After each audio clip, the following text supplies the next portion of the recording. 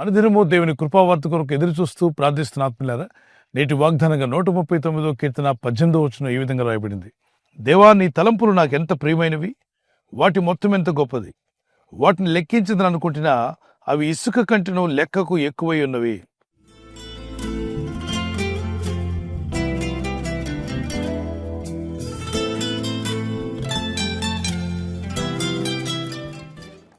దేవునికి మన ఎడల ఎన్నో తలంపులు ఉన్నాయి. ఆ తలంపులు లెక్కించాలంటే అవి ఇసుక కంటే అధికంగా ఉన్నాయని భక్తులైన దావీదు చెప్తున్నాడు. ఇసుక రేణువుల కన్నా అధికంగా ఆయన తలంపులు మీ పట్ల కలిగి ఉన్నాడు. చూడండి, నా చేతులు ఇసుక పడుతూ ఉండగా అది విస్తారంగా ఎన్నో తలంపులు, దేవుడు మన పట్ల ఎన్నో తలంపులు కలిగి ఉన్నాడు.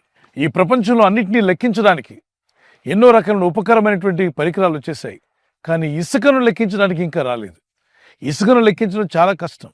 ఇసుక రేణువుల వలె మన పట్ల దేవుడు ఎన్నో తలంపులు కలిగి ఉన్నాడట. ఏదో ఒక తలంపు, ఒక ఆశీర్వాదమే కాదు.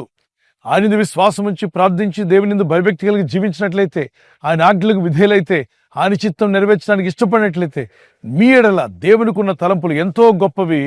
అవి వివరించాలనుకుంటే మీ వల్ల కాదు. ఎందుకంటే ఇసుక రేణువుల వలె ఎంతో విస్తారంగా దేవుడు మీ పట్ల, మీ గురించి ఆలోచిస్తూ ఎన్నో మంచి తలంపులు కలిగి ఉన్నాడు. యెషయా గ్రంథము 55:9-10 వచనాల్లో, మీ తలంపుల కన్నా నా తలంపులు, మీ మార్గముల కన్నా నా మార్గములు ఎంతో గొప్పవని దేవుడు అన్నాడు. భూమి కన్నా ఆకాశంలో ఎంత ఎత్తుగా ఉన్నవో అంత గొప్పగా దేవుడు నీ గురించి ఆలోచిస్తున్నాడు, నీ గురించి తలస్తున్నాడు. నిన్ను బలపరచాలని, ఆయన కనికరం చొప్పున నిన్ను నిలబెట్టాలని, నీ ఇంటిని దీవించాలని, మీ జీవితం అనేకులకు ఆశీర్వాదకరంగాను దేవుని మహిమార్థంగాను మీరు ఉండాలని ప్రభు యొక్క తలంపులు కలిగి ఉన్నాడు. కొన్ని సంవత్సరాల క్రితం నేను రోడ్డు మీద నడుస్తూ వెళ్తున్నప్పుడు రోడ్డు ప్రక్కన ఏదో కాలువ పని జరుగుతుంది. భార్యాభర్తలు ఇద్దరు కష్టపడి పని చేస్తున్నారు. అది తవ్వుతూ ఉన్నారు. ఆ తవ్వే టైంలో పక్కన చెట్టు ఉంది. చెట్టుకి ఒక చిన్న ఉయ్యాలు కట్టేస్తుంది. వాళ్ళు చిన్న బాబుని ఆ ఉయ్యాల్లో వేశారు. ఆమె భర్త తవ్వుతున్నాడు. పొలుగుతో భర్త తవ్వుతూ ఉంటే భార్య పారతో తీస్తుంది. మధ్యలో వెళ్ళి ఆ బిడ్డకు ఉయ్యాలు ఊపేసి వస్తుంది. ఆ ఉయ్యాలు ఊపడానికి ఒకసారి భార్య, ఒకసారి భర్త వెళ్తున్నారు. ఉయ్యాలు ఊపుతున్నప్పుడు జోలపాట పాడుతున్నాడు. నువ్వు డాక్టర్ అవుతావో, ఇంజనీరు అవుతావో, సైంటిస్టు అవుతావో, ఎంత గొప్పవాడు అవుతావో అని చెప్పి ఒక పాట పెట్టి చక్కని పాట పాడుతున్నాడు. వాడికి జోలపాటే కానీ ఆ మాటలు నాకు చెవుని పడినప్పుడు ఆశ్చర్యం అనిపించింది. వారు మట్టి పని చేసుకునేవాళ్ళు, కానీ వాళ్ళ ఆలోచనలు వారి బిడ్డ ఇంజనీర్ అవ్వాలని, డాక్టర్ అవ్వాలని, సైంటిస్ట్ అవ్వాలని, గొప్పవాడుగా మారాలని బీదలైనటువంటి పేరెంట్స్ అనుకుంటున్నప్పుడు, సృష్టికి కర్త అయిన దేవుడు, నిన్ను కలుగు చేసిన దేవుడు నీ గురించి ఎంత గొప్ప తలంపులు కలిగి ఉన్నాడు ఆలోచన చేయండి. అందుకే లేఖనాలు చదువుతున్నప్పుడు మనకు తెలుస్తుంది, దావీదు అంటాడు, అయ్యా నా గురించి నీ తలంపులు ఎంత గొప్పవి.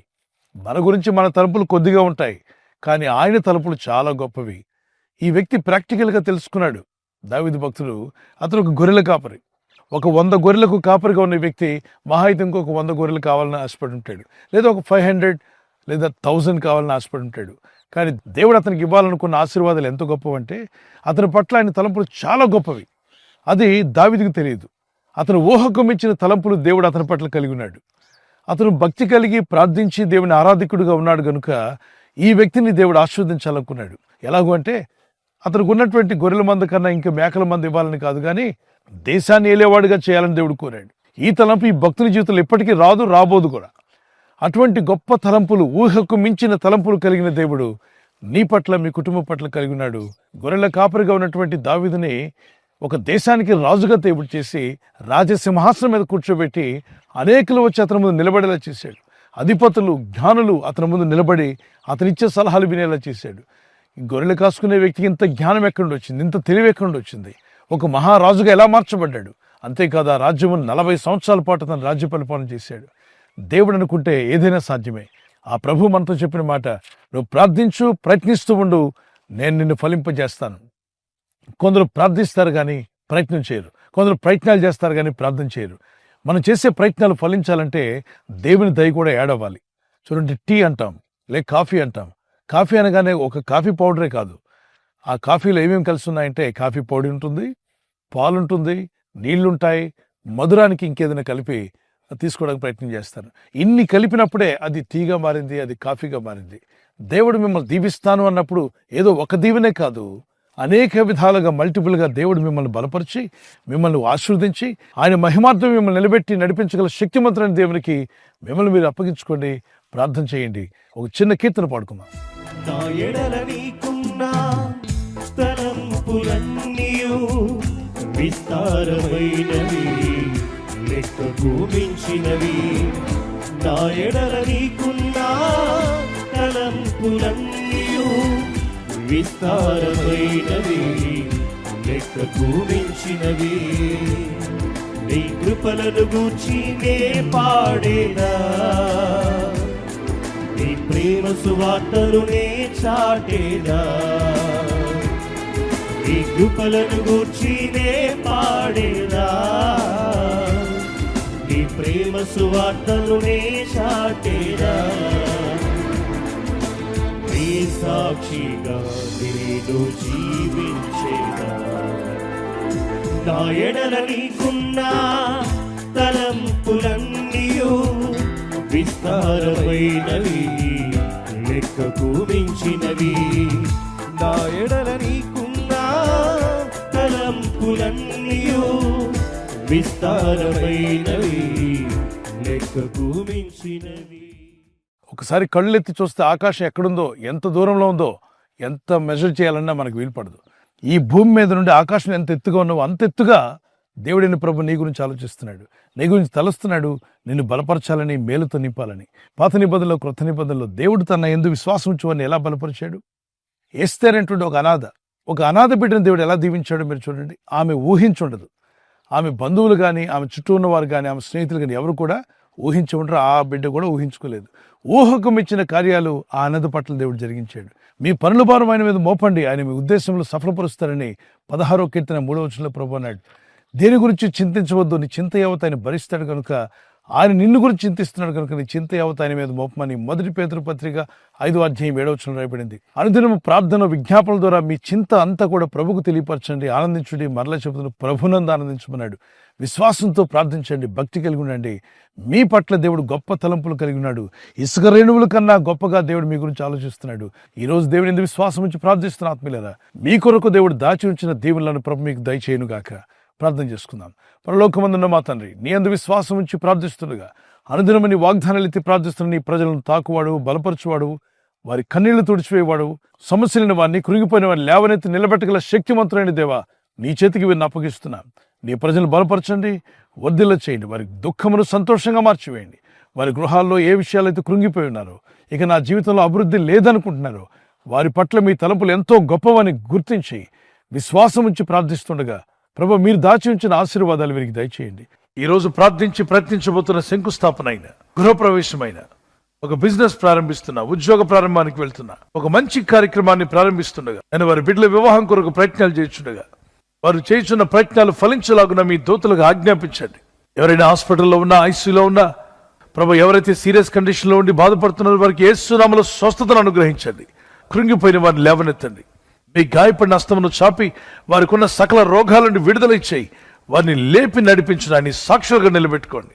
ఈ ఉదయకాలం ప్రతి రోగి యేసు నామములో స్వస్థత నొందునుగాక.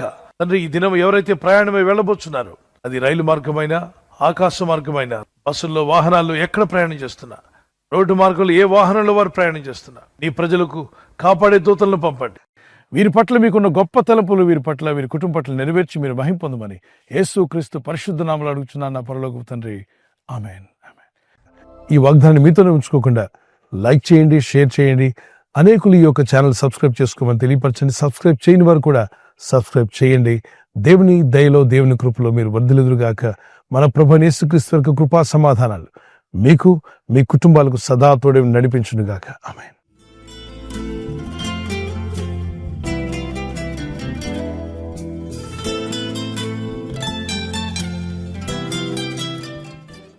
ఈరోజు వాగ్దానం, బర్త్డే జరుపుకునే వారికి happy birthday to you, many more returns of the day. ప్రభు కృప మీకు తోడే ఉండుగాక. మంచి ఆయుర ఆరోగ్యములు ప్రభు మీకు దయచేయునుగాక. మీకు వాగ్దానము ఐజియా చాప్టర్ 60:2, యెషయా గ్రంథము 62వ వచనం. యెహోవా నీ మీద ఉదయించున్నాడు, ఆయన మహిమ నీ మీద కనబడుచున్నది. దేవుని మహిమ మీ మీద కనబడాలి, ఆయన సన్నిధి, ఆయన వెలుగు మీ మీద ప్రకాశించాలి. అది మా ప్రార్థన.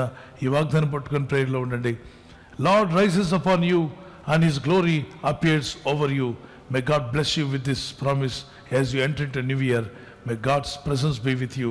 God bless you and keep you. Amen. అలాగే వెడ్డింగ్ యానివర్సరీ జరుపుకునే వారికి many more returns of the day. ప్రభు మిమ్మల్ని దీవించునుగాక. భార్య భర్తల మధ్యలో ఐక్యత, ఏక మనసు, ప్రేమానురాగాలు ప్రభు దయచేయాలి మా ప్రార్థన. ప్రభు రాకడ ఆలస్యమైతే సిల్వర్ జూబ్లీ, గోల్డెన్ జూబ్లీ, అలాగే ప్లాటినం కూడా జరుపుకునే కృప దేవుడు మీకు ఇచ్చును గాక.